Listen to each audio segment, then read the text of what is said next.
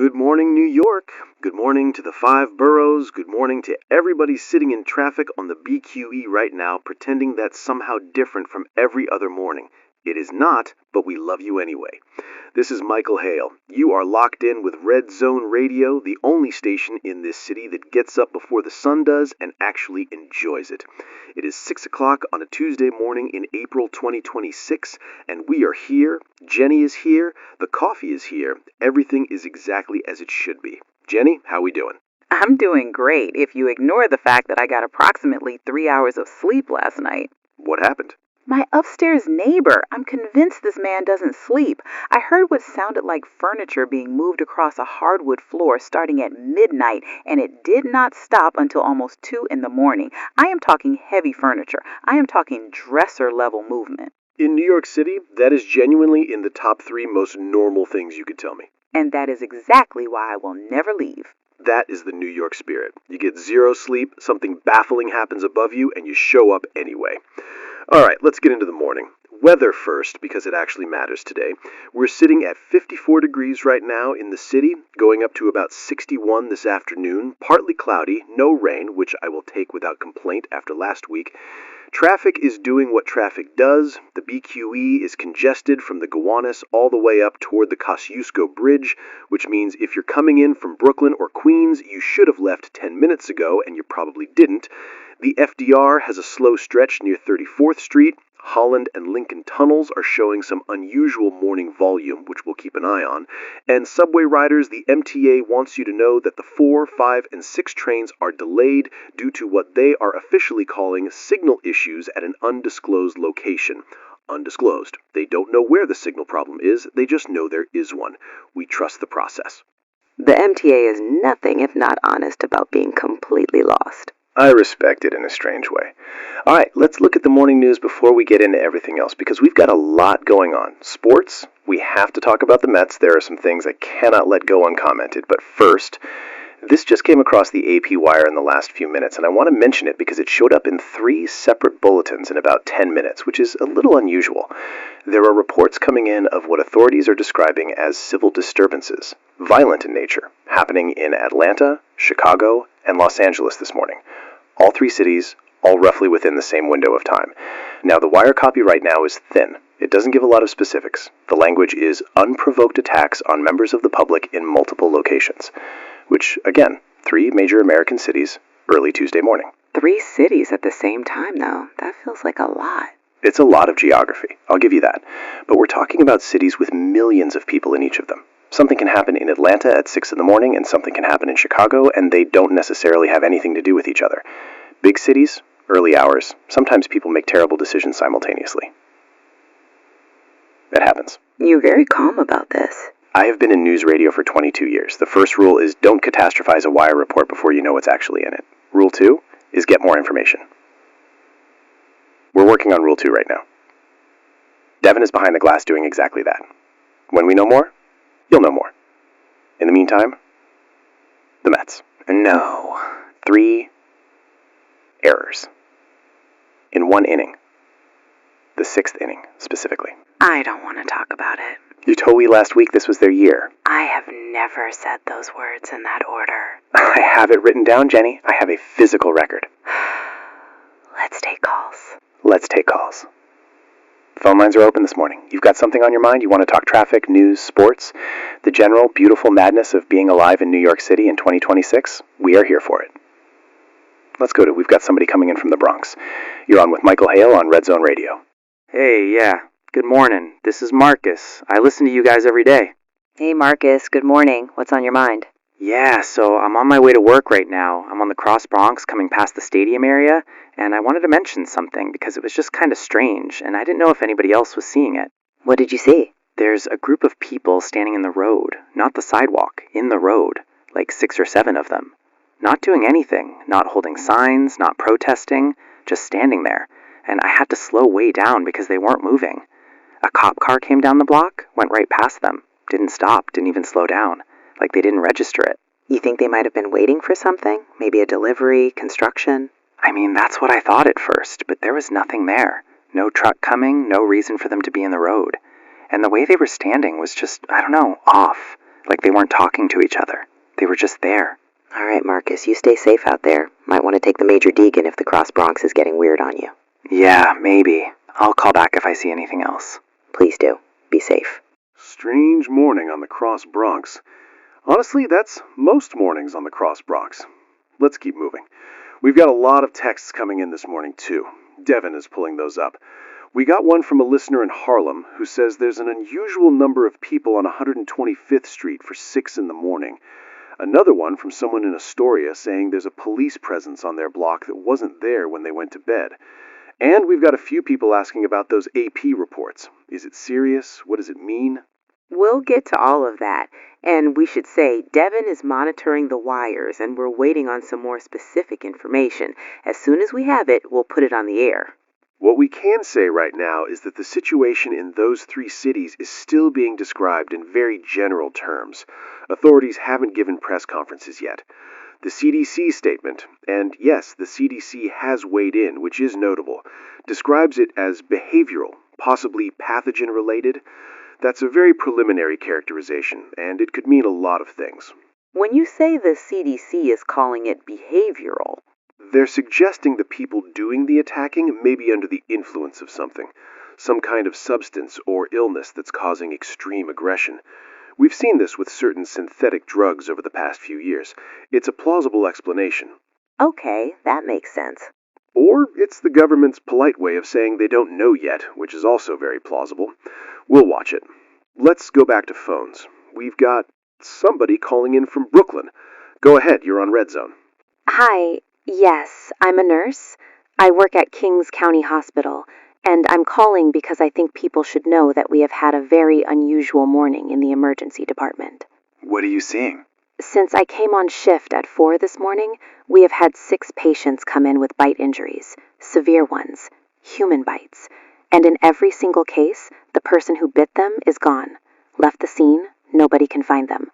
The patients are all saying the same thing, that the person who attacked them was acting completely wrong, like not responding to anything, not pain, not voices, not being pushed away. How are the patients themselves doing? They're being treated, but honestly, what's concerning me more is the pattern.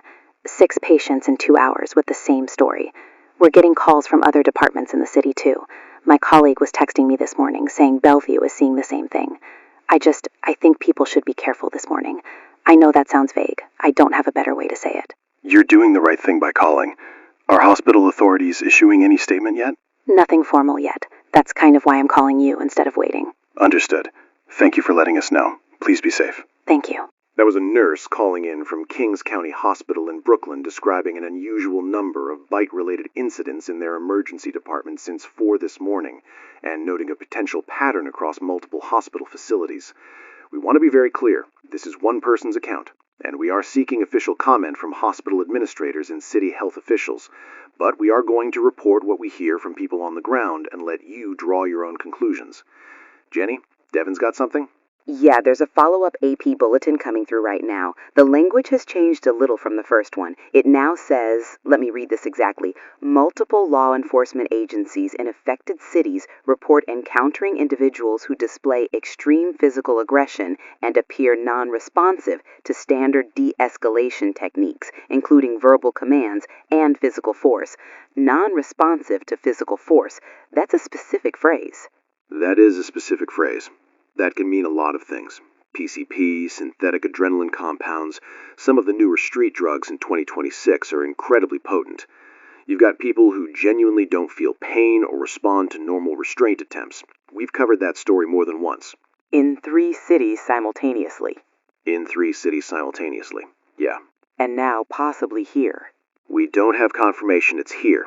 We have one nurse calling in, and we have some listener texts describing unusual activity. That is not confirmation. What it is something to pay attention to, and we are paying attention. Right. Here's what we want you to do right now, New York. Stay with us. Keep your radios on. If you are seeing or experiencing anything unusual this morning, on your block, in your building, on your commute, reach out to us. Text the station, call us. We are going to keep this broadcast running, and we are going to keep talking to you as long as there is something to talk about, which this morning it appears there is. Let's go to one more call before the news break. You're on Red Zone. Yes, I'm calling from Flushing. I'm looking out my window right now, and there is something happening on my street that the police are not responding to, and I have called 911 twice. What are you seeing? There is a man in the middle of the intersection who has been standing there for, I would say 15 minutes now, just standing. He's not talking to anyone. He's not moving out of the way of cars. 2 cars have driven around him. He looks wrong. His posture is wrong. His head is tilted. Did the 911 operator give you any indication of when police would arrive? The first time I called, they put me on hold. The second time, I got a recording saying all operators were currently assisting other callers. I have been calling 911 for 40 years, and I have never gotten a recording. Stay inside. Keep your doors locked. Don't approach the man on the street under any circumstances. And keep trying 911. That's what I'm doing. I just wanted someone to know. We know.